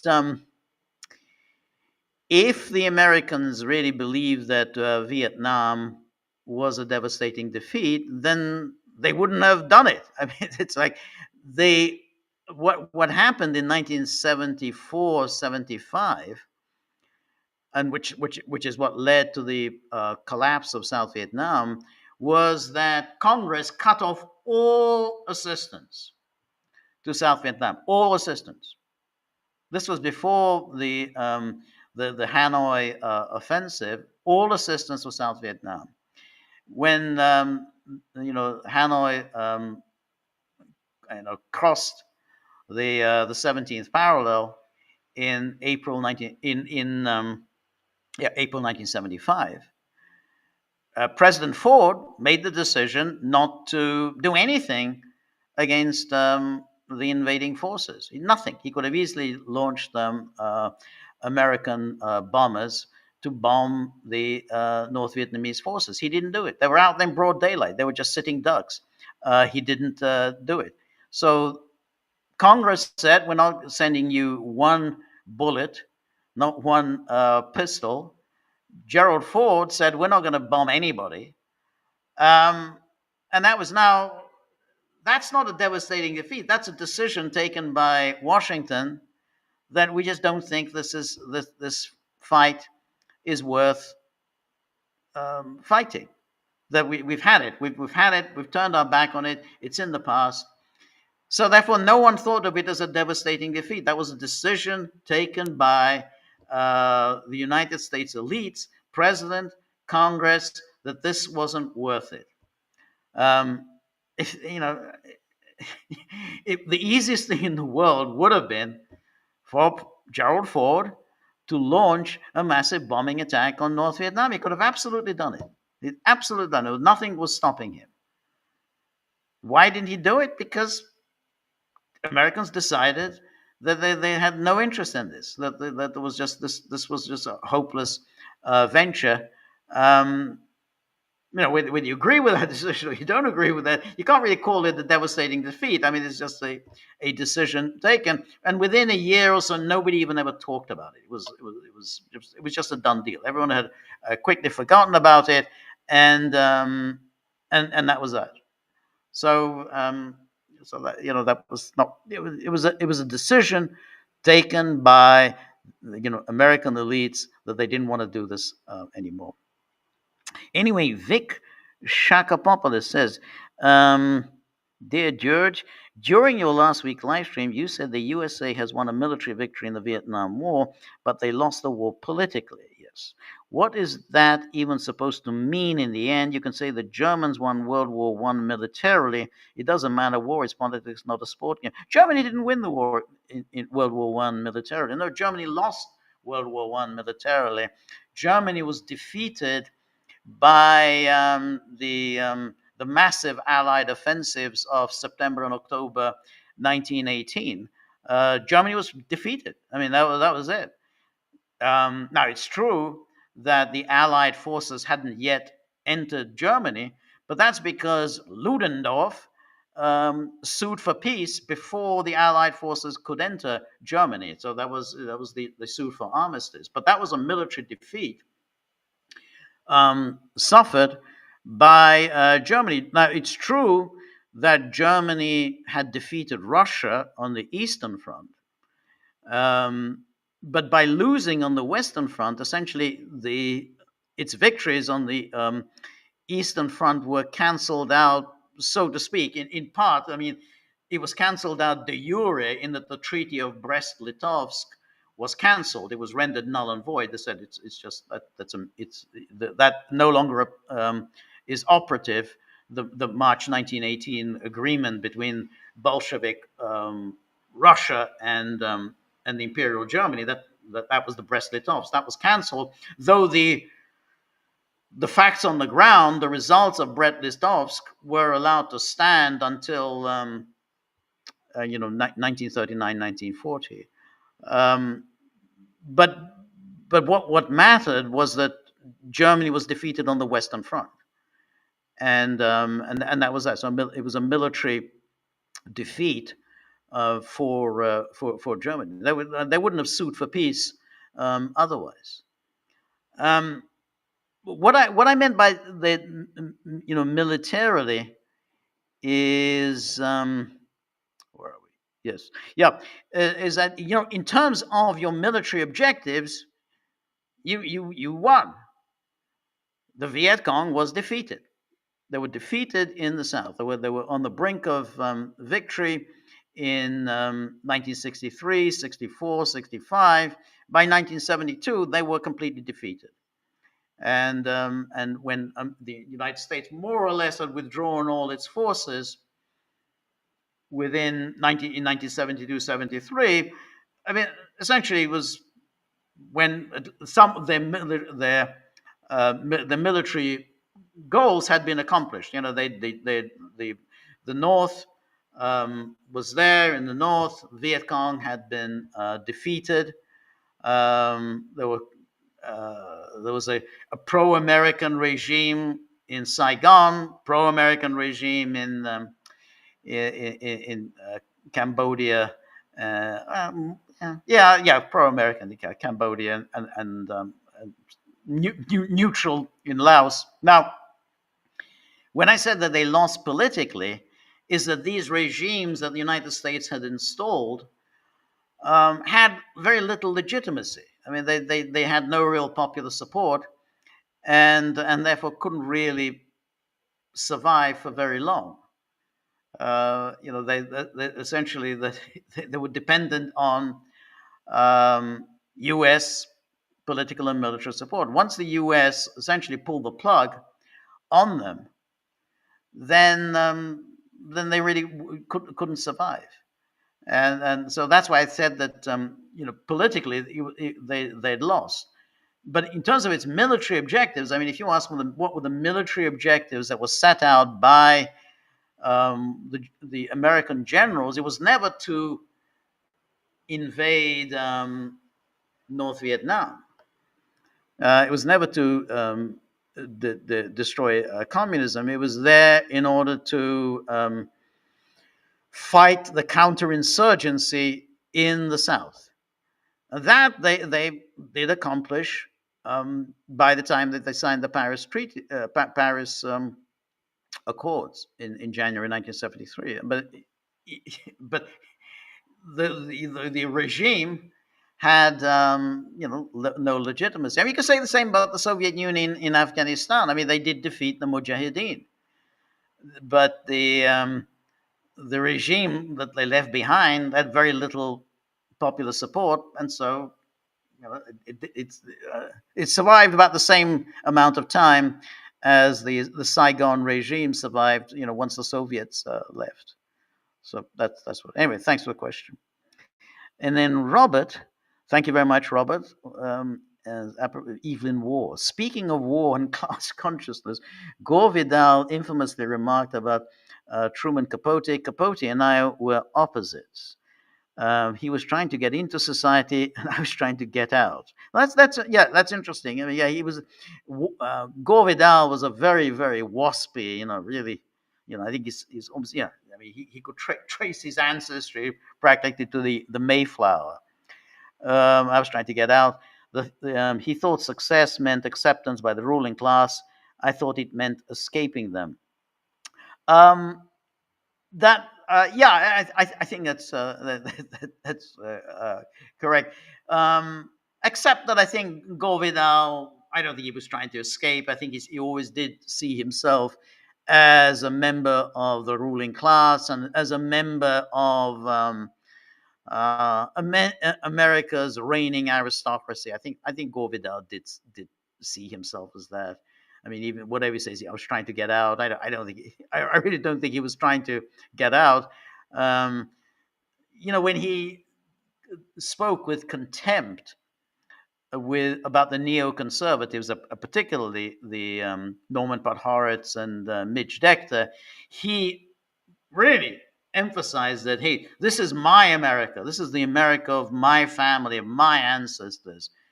And you're not going to take it from us by essentially Jews aren't going to take it away from us. They are the sort of the arrivistes, the parvenu characters. And so you could see the disdain and snobbery that Gore Vidal had towards Norman Podhoretz and Mitch Decter. There was that somehow this is my country. He said, "This is my country, and you're not going to take it away from us." That was the thrust, and that kind of created the whole to do between Gore Vidal and Norman and Midge, where I think that. They write an article. The hate that dare not speak its name. They accused him of anti-Semitism and so on. And he had a famous phrase when he discussed them, that they wear the American flag like a kaftan. And the kaftan is, of course, what Jews in the Pale used to wear. So he says that they wear the American flag like a kaftan. And so, but again, I mean, I think that Marty, you could probably dig up that whole controversy between Gore Vidal and the neocons. So, um, but I think that's true about Capote. Yeah, he was eager to get into society, and that was very much with war. Well, yeah, war was very much, hey, I got to get to the banquet hall. I gotta be with these great people, and I think that detracted from him as a great writer. I can't really call him a great writer because these books are really terrible. I mean, it's just I think they're just unreadable because of its pretentiousness and class consciousness and snobbery and the kind of uh, oleaginous Catholicism. Um, Anyway, and then Robert goes on a recent Jimmy Dore show, there was an interview with a young Jewish man who traces Jewish ancestry back many generations in Palestine. Huh. It sounded like there's a minority of such native Jews who interestingly oppose what they view as opportunistic European Jewish immigrants. The shocking thing is, in this small native population of Jews is discriminated against by the colonizing European Jews as the Palestinians. Yeah, that's very interesting. I mean, there is that, no question, there is that very small Jewish minority who were living there, who lived in essentially Ottoman ruled Palestine and were living there before the massive Palestinian migration began in the 19th century, financed by the Rothschild. But yeah, they'd lived there and they'd lived with the Muslims, and it had never occurred to them to found the Jewish state there. It was never there. They would never have dreamt of creating a Jewish state in this land, and it was the European Jews, and particularly fueled by the Rothschilds, and then fueled, of course, by the Balfour Declaration, and of course by the British government, who started talking essentially by creating this Jewish national homeland. So I mean, that's interesting that the Jews who kind of traced their ancestry, who were there prior to the massive Jewish arrival that began in the 19th century.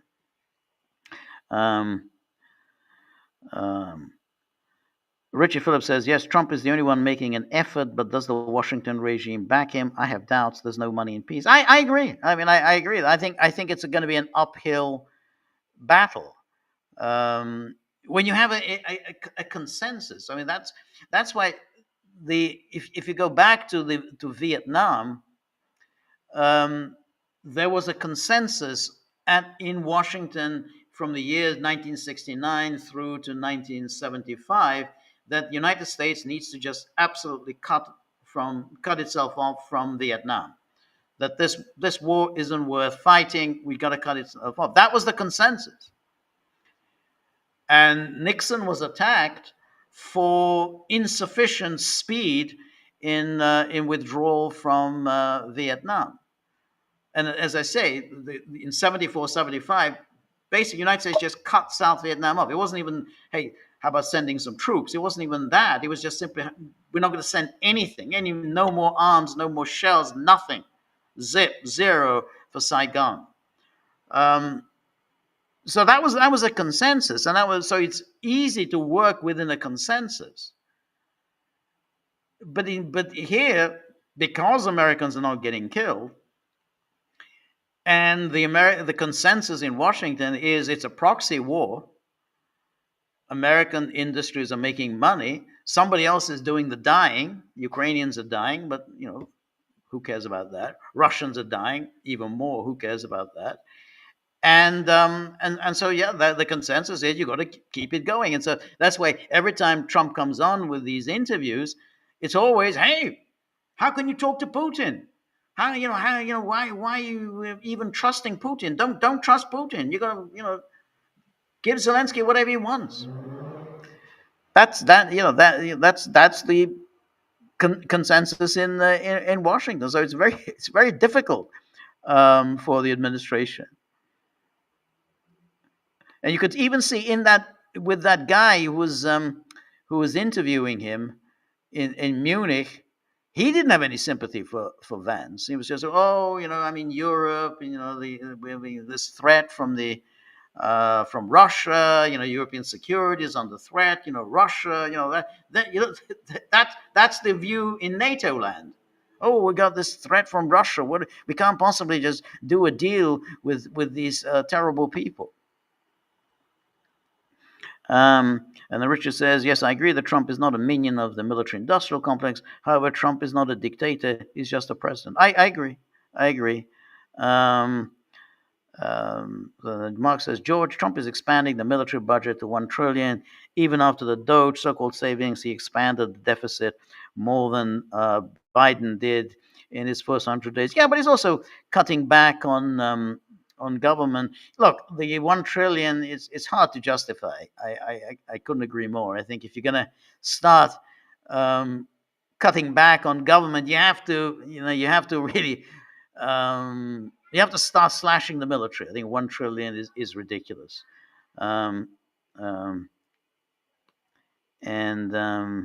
Here we have Vic says, "Are you into philosophy?" I'm not an expert by any means, but I'd say you're a stoic, realist pessimist. That's not bad. I think that's right. A realist pessimist. I think that's right. And then Mark says,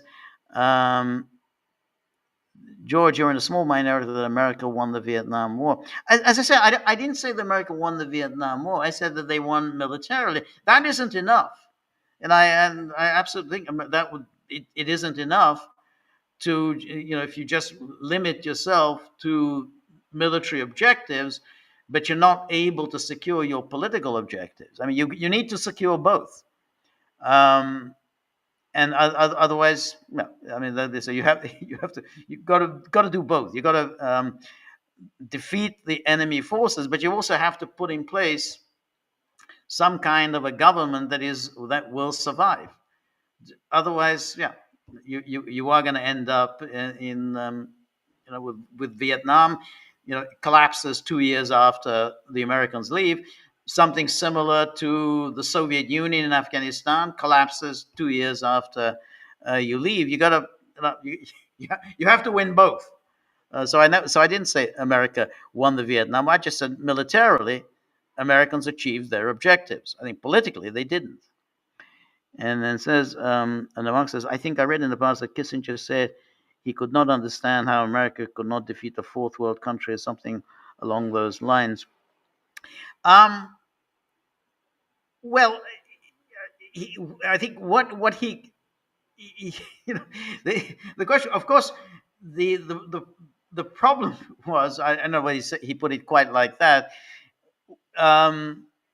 was of course the United States could easily defeat North Vietnam. I mean, North Vietnam wasn't even remotely in the kind of fourth, fifth, sixth rank power. I mean, you had the United States that defeated Japan and Germany, both formidable military powers, so it could easily have defeated North Vietnam. The problem was that at that time, the United States had committed itself what it no longer, after the Cold War, no longer was committed to, which is no regime change within the communist world.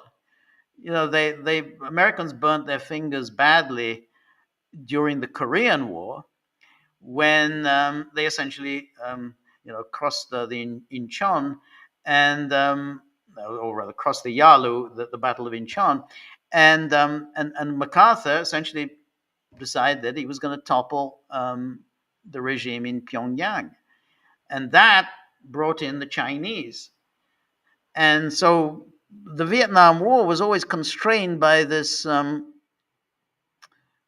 this limitation, the United States really did not want to go invade Hanoi and overthrow the communist regime in Hanoi, and so that kind of limited what what the United States could do. So they said we're not going to go here. We're not going to try to topple Hanoi. We're not going to make the mistake that we did, what MacArthur did in North Korea. We're going to basically we have our limited objectives, which is to maintain this anti-communist regime in the South, but we're going to leave the North as is because we don't want the Chinese. There's a possibility the Chinese are going to get into this war, and I think that was the they go now. Kissinger may well say, "Well, hey, I don't understand how we America can't defeat a fourth or a fifth rate power." Well, once you basically have limited yourself to just keeping the fight in the South.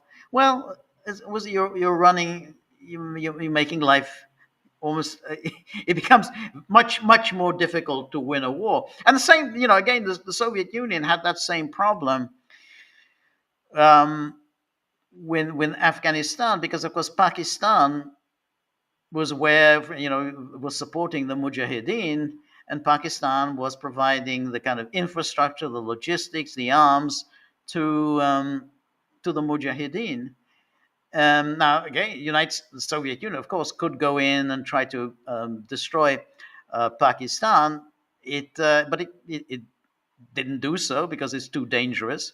Just like the Americans thought it's too dangerous to try to enter the north, to cross the 17th parallel into the north. So, that's what happens. Like, hey, Soviet Union, it's a great power in the world, but doesn't seem to be able to defeat the Mujahideen. And so here again, the United States, leading power in the world, seems unable to defeat North Vietnam. Hey, and people made that argument. Hey, you defeated Japan, you defeated Germany, and you can't defeat the North. So, but that's why. But once you decide that you're going to limit your objectives, well, then you're going to limit the war. Anyway, Marx, thank you so much for your contribution. Thank you for your generosity, and I think that thank you everybody who joined me. Thank you everybody for the questions and comments, observations. Really appreciate that. So we're going to do some more podcasts over the weekend with Peter, and then we're going to have the live stream on Monday morning Eastern time, our joint live stream with Peter, and then we're going to do the solo next Tuesday. So at the same time. Anyway, thank you for today. Have a great day, and have a great night and a great weekend. We'll see you soon. All the best. Good night. Bye-bye.